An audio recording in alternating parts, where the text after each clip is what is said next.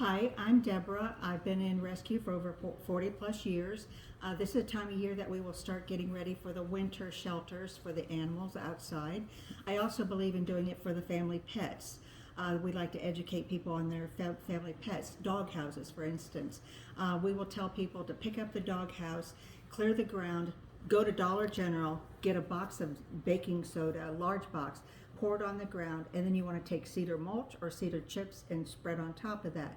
What you're doing is the cedar is toxic to snakes, so where snakes are wanting to burrow in to get warm for the winter time, that means going into the hole of the doghouse, they will stay away because the cedar is toxic.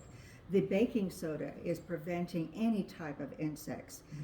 It works like acid to insects, ants, spiders, roaches, so it will kill those and keep those from entering into the food source or the shelter of the dog. But this is very cheap, and this is going to really pad out your dog house for your shelter for your pet. And then we recommend putting in the winter time, we use fleece or flannel because that holds in the body heat of your pet, versus in the spring and summer, pull that out and use 100% cotton like old sheets. Because that's going to cool them. Just works differently for the shelters for you. And we do the same thing for kitty cats as well who are outside. We recommend there's several ways that you can make cheap shelters. I have a connection at Fry Hospital where we get humongous styrofoam coolers, and we will cut a hole in them. We'll pad those out with fleece or flannel. You can actually set the bowls inside because they're big enough so they don't get frozen, especially the water during the winter time. But we like to take those and camouflage them with paint, dark paint, etc., and stick them in woods or bushes. And of course, they're going to be obvious if they're snow white in color. So we always camouflage those so they can't be seen. I've learned over the past, because styrofoam coolers are lightweight and a heavy wind could pick them up, before we place the lid on this, we actually take three 10-inch spikes that you get at the hardware store and a big ring washer to put them in. And you'll pound those in a V shape at the bottom into the ground. These things will stay put. They will not move, those shelters, with those in there. And then we put the lids back on and may duct tape those so that they don't blow off. But very secure for those. We'll have to do a video on that directly too, just to show people next Plastic time. storage containers. Everybody's got plastic storage container. Depending on the animal that you're going to put it in, I like to use a large to extra large size outside and take a smaller one like a medium or large to put inside. Now this is like tipped upright with the lids off because you're going to pack something in between the walls for insulation. You can use styrofoam peanuts. You can use shredded newspaper. You can use spray insulation, but you want to be able to keep that warm. And then we'll pop the lids on, and then we'll turn it back side down to where it's on the ground. Cut a hole into that, and then now what we like to do is take a 10-inch black piping. It's plastic. You're going to find that those are not able to be found, but contact me. Or we've got a company down on Highway 10 in Claremont who actually makes these. They make the PVC and the metal ones. And the ones I'm talking about are in a 20-foot length, and they're very easy to cut.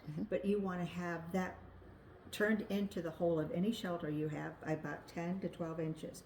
That is keeping weather out, and it's also keeping high predators, foxes, dogs, coyotes, etc., from being able to reach in and grab babies or grab whatever in there. The piping works just perfect. And we might have some here too for people. They can come and buy or donate to your organization as well. So and then the other types of dog houses, you can make the homemade ones, but styrofoam and the plastic ones seems to be the best we're using.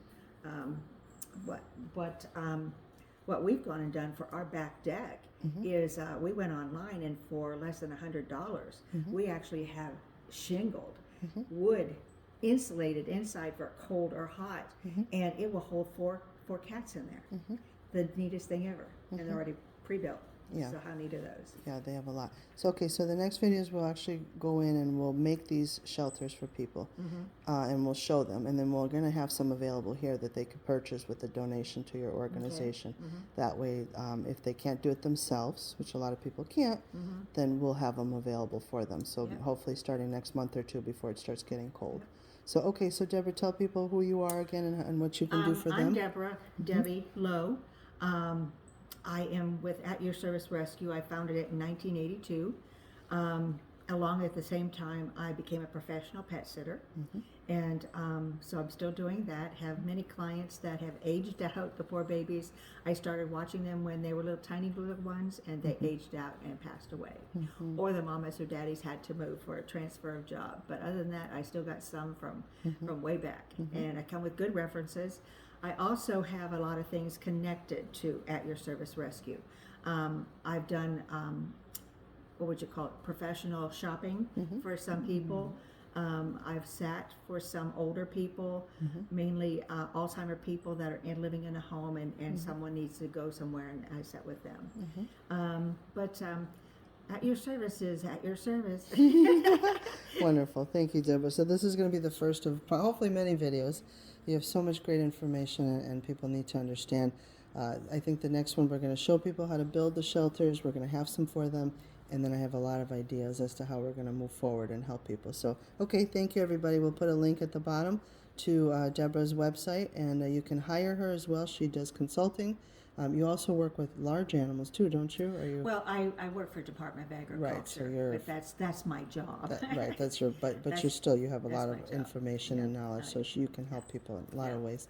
Okay. The main thing is I have a lot of connections with a lot of different sources. Yeah, that's wonderful. And that's the main thing, is helping people find sources for just discount spay and neuter. Yeah. I'm talking to people today Yeah. that they did not know that to spay and neuter their pet, they thought they had to go to the vet and pay $300-400 to do there's that. plenty And of places. like, no, there's plenty of discount places. Yeah, we can do a video on that too, just to go over, and medical resources and food resources, and there's a lot of help out there. In fact, I told someone the other day, setting in Catawba County, within an hour in every direction, we have a discount spay and neuter. Oh yeah, easily. Okay. Thank you, Deborah. Always love your information.